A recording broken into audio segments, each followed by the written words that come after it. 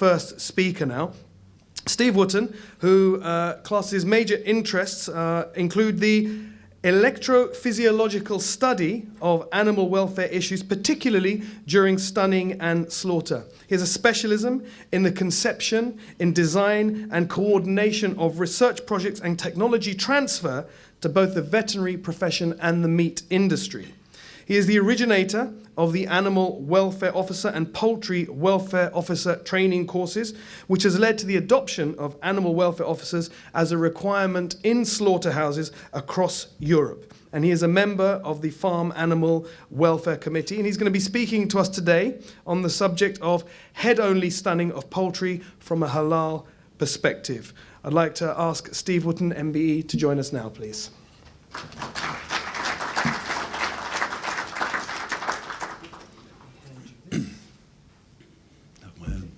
Thank you very much. Thank you for the very kind introduction, and thank you for inviting me to come today to really speak about a subject which I've looked at over the years in various guises. Animal welfare from a, I suppose, ethical point of view is something that we as researchers are interested in and have been looking at for a long time. I particularly have been working at Langford, and an ex-colleague of mine reminded me just now, for something like 43 years, which is a bit of a lifetime. But let's have a look at head-only stunning and see where we can go with this, see whether we can look at it from a halal perspective in terms of whether the animal is likely to survive or not, and to see whether we can put any controls in place. Stunning is defined under WASC as immediate loss of consciousness which lasts until death, which is a great definition. We can unpack that if we want. Immediate is before the animal can feel any pain from the procedure. Unconsciousness we're not sure about, and death we can measure. The new regulation, EC 1099, defines it in a slightly different way. It says any intentionally induced process which causes loss of consciousness and sensibility without pain, which is classed as simple stunning, in other words, recoverable stunning. And then it goes on to say, including any process resulting in instantaneous death. And under WASC, Welfare of Animal Slaughter or Killing Regs 95, that used to be classed as killing. So we're mixing it up a bit. When we look at the traditional method of stunning chickens in water baths, we have a problem. We have a number of problems. One of the main ones is that we're trying to apply a current through the brain of the bird, but in fact we're applying it to the whole bird because we have to do it to a lot of birds very quickly. And the resistance through each bird, applied in a parallel circuit, as described on the screen, may vary. And if you work out the total resistance in that circuit there, you require 156 volts to deliver 100 milliamps per bird. And in that situation, we've met the requirements of the legislation because we're delivering sufficient current. The requirement of the law, the new law, is 100 milliamps per bird at low frequencies. But in fact, due to the variation in resistance between birds, each bird will get different amounts of current. And that raises problems, particularly if you're looking to keep the birds alive. So some birds at the low resistance end, at the far end of my scale, will get too much current, and they'll be downgraded, and it may affect the heart. And at this end of the scale, where we've got a high resistance, those birds are unlikely to be stunned. So the pressure is on from the industry, from the quality manager to turn down the current because it's doing too much damage, and then from the vet to turn it up because some birds are not being stunned. So it's a no-win scenario. And if you're looking at it from your point of view, from a halal point of view, it's very difficult to control how much current each bird gets, and even at high frequencies, you may have an effect on the heart. So that's not working. And in fact, it's not working to an extent that within EC 1099, they describe that they really would like to get rid of water bath stunning if they could. But it would cost too much money. Now, from a halal perspective, that would be pretty dodgy. If they abolished or abandoned water bath stunning completely, it would put halal slaughter in a very difficult position. So, head-only stunning, is that an alternative to water bath stunning? If we look at another problem with this, then the research showed that the required currents tie in with frequencies, and as you increase the frequency, which you would want to do to keep the birds alive, then you're going to have to apply more current, because at higher frequencies you require more current. And the research results are shown there, up to 800 hertz. The legislators came out with a table that goes up to 1500 hertz. Now that's supposed to be underpinned by science, but I haven't found any science that underpins that. So there are anomalies within the new regulations, there are anomalies within the old regulations as well, but this needs to be sorted out really. So, head-only stunning. There are a lot of ways of doing it, and a lot of ways of doing it in the past really haven't worked very well. The problem is if you apply current to the head of a bird, you have to apply it for at least 4 to 6 seconds, because as soon as you apply it, the brain is no longer functional, because the current is taken out and made the brain dysfunctional. And then you would expect to see enhanced spinal reflexes. In other words, the birds will flap vigorously. Now, if you ignore the damage that might do to the wings, that will require a period of time of application of current before they then stop the flapping, because they go into a tonic spasm. And then you can deal with them. But that is too long under current processing logistics. So various stunning methods have been looked at. Martin Venclovich from Germany has looked at a number of different methods and kindly allowed me to use various pictures. And basically it's too slow. It works, it stuns the birds effectively, you can keep them alive, even operating at low frequency, head only. But it's too slow. That doesn't work at all.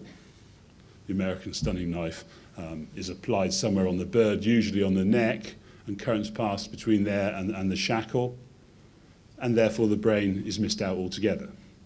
So there are problems with various pieces of equipment. And fixed electrodes are not as good as something like a pair of electrodes that are applied either side of the bird's head that's spanning the brain, so you can drive the current through the brain and produce brain dysfunction. So we've looked at various ways of doing this, and we don't particularly like the electrodes that are developed like that. We've come up with electrodes that are really soft stainless steel mesh that can form a profile around the animal's head to ensure you get best electrical contact with the head to make sure that the current is transferred from the electrodes to the animal. And with chickens, 240 milliamps per bird is sufficient current to stun, applied head only.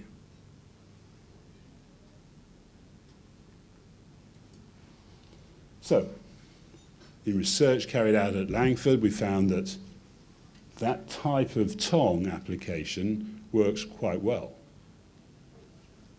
However, it's still too slow.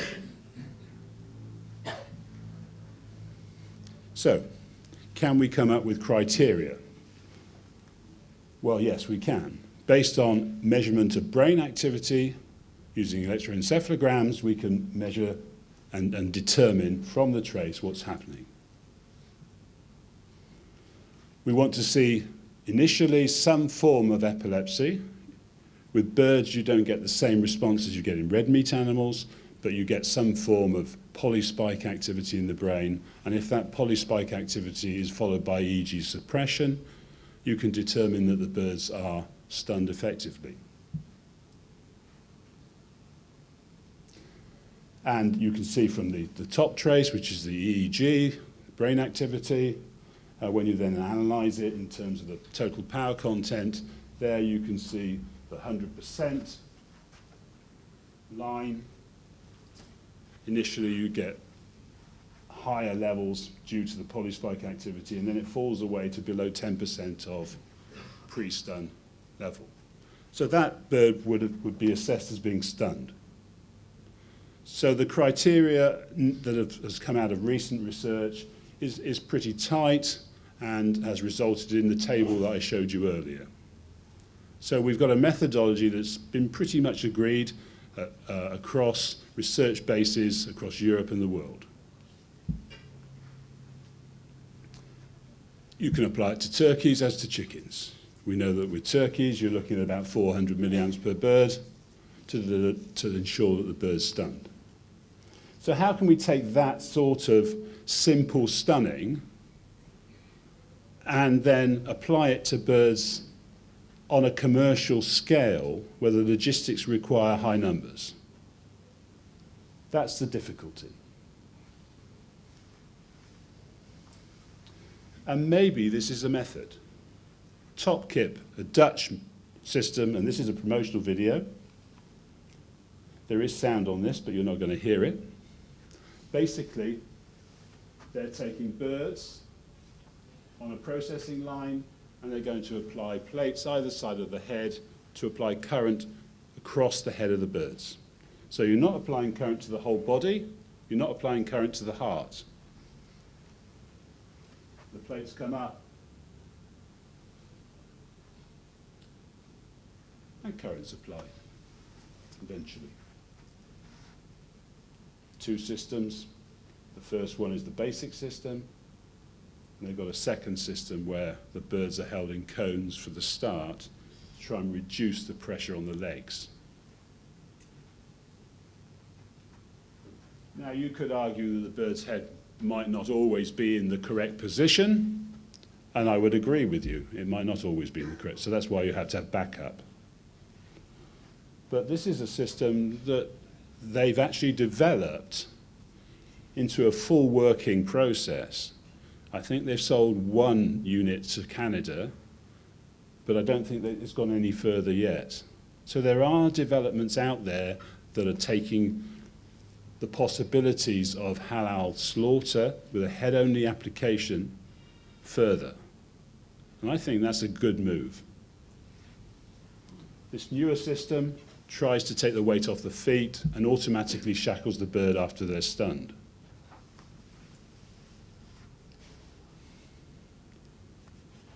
Top Kip. There's a website you can look for yourselves.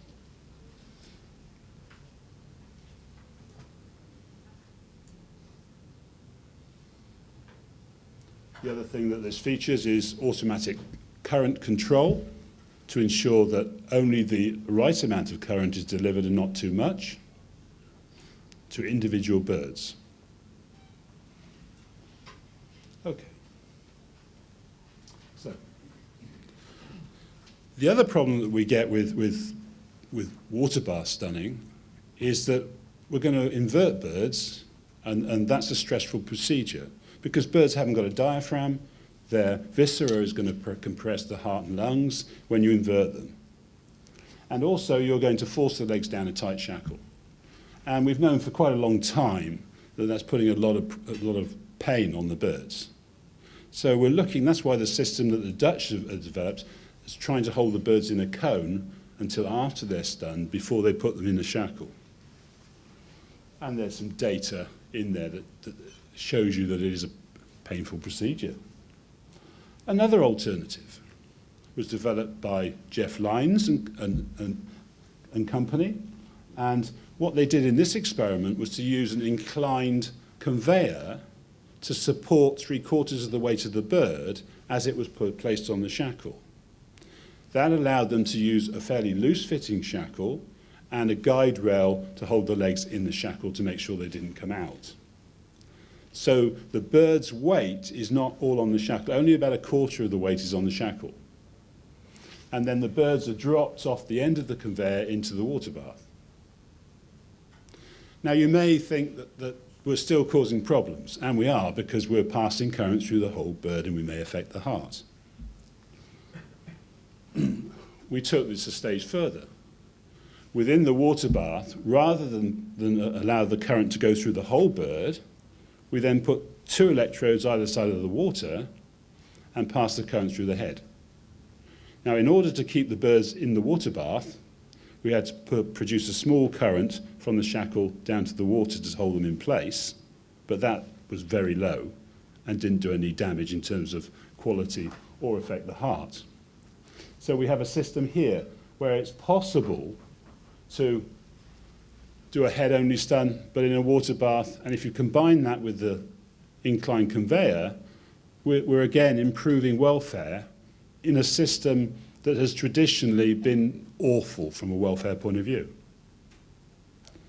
And it's not the problem that the industry have is insurmountable at present with the current systems.